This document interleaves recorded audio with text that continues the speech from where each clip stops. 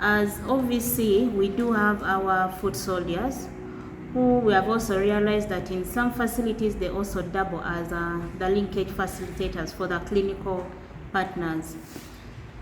These foot soldiers that we call parasocial workers are mandated as a must to conduct visits monthly. Those are for the suppressed children. And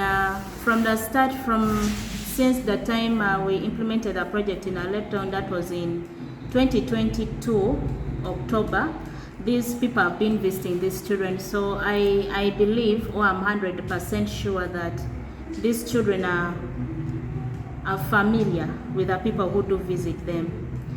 There are rare scenarios of children who are non-suppressed, but still the number is also overwhelming when you consider the non-suppressed children vis-a-vis the parasocial workers that we have. We mandate them to visit them on a daily basis. Now, when they visit on a daily basis, we have activities that they are supposed to conduct with these children that will include pill count, but also for us to monitor that parasocial worker A is visiting child A. We have home visit registers that are kept at these households that they are supposed to sign on a daily basis.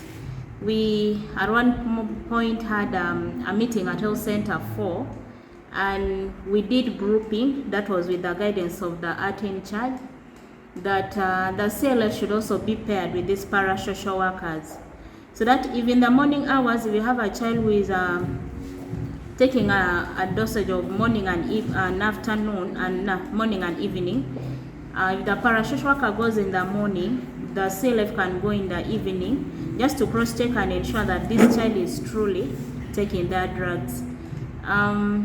For those ones who are chronic non-suppressors, we were tasked to sit down, the social workers sit down with the counselors, and when you draw the number of counselors vis-a-vis the non-suppressed that we have per facility, the number is also overwhelming. So they cannot visit all these children jointly. So we zeroed down to having those ones who are chronic and those ones who have a higher copies of viral load to visit together with the social workers. We now leave out the parasocial workers, because we believe that social workers, yes, they do have a concept of counseling, but then the counselors themselves are more educated, more versed with the drugs that these children are taking. They meet with these children on a monthly basis when they come for their refills. That is how we are handling that scenario. I'll go back to the part of food for the non-suppressed, or no food generally.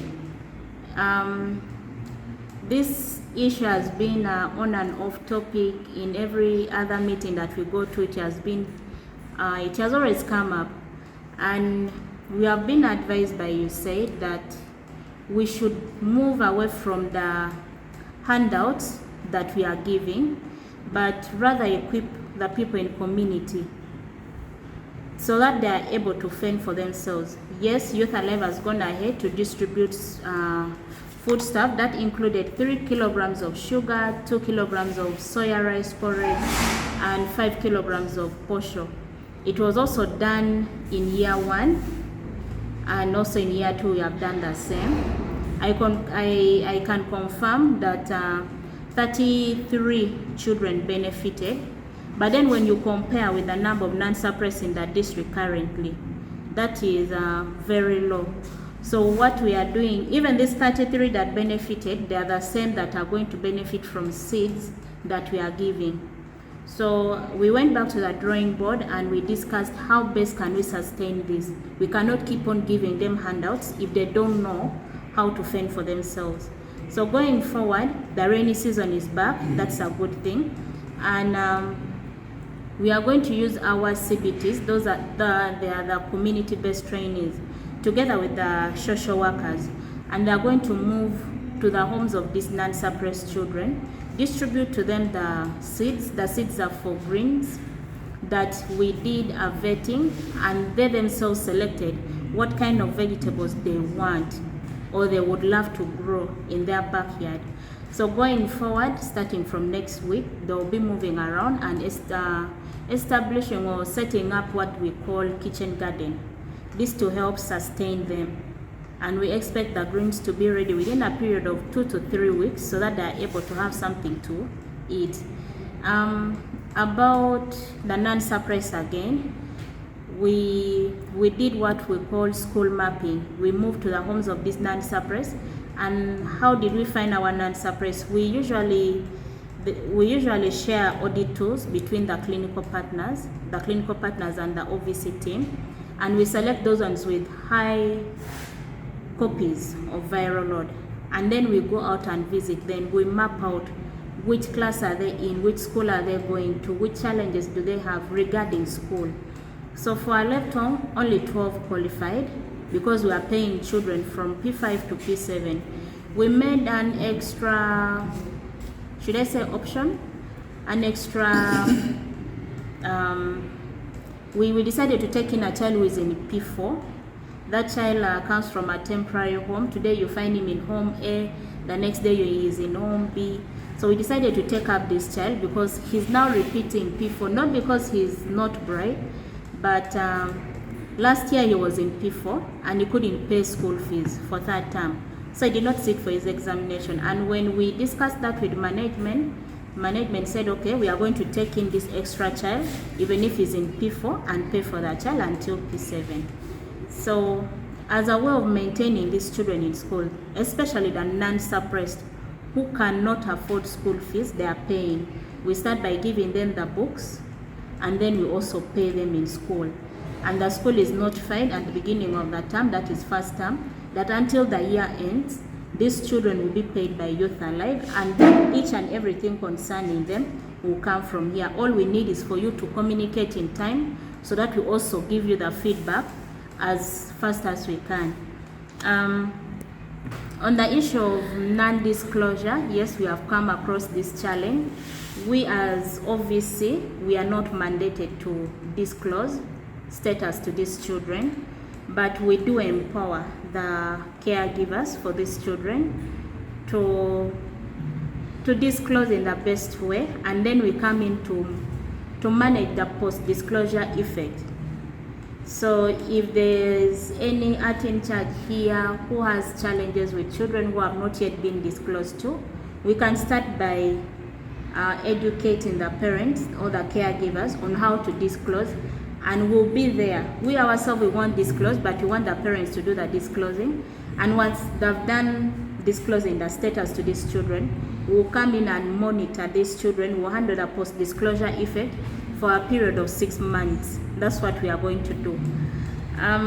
When we talk about GBV, we are working with the CDOs to try and educate these parents that these children suffer from whatever we go through.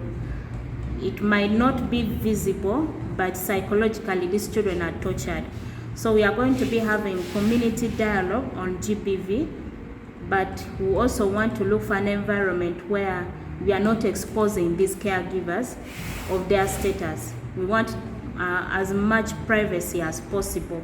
So it's something that we are still going back and forth, but we believe by first week of May we'll be able to come through with what we are going to do about it. The other issue that we have as OVC is no matter how much the clinical mentors, the clinical team, the facility team do their best to ensure that these children receive their refills, issue out reminders through parasocial workers, through CLFs. We have children who are coming from temporary homes. Today they are here, tomorrow you go back, they are not there. We have children who are living with elderly caregivers.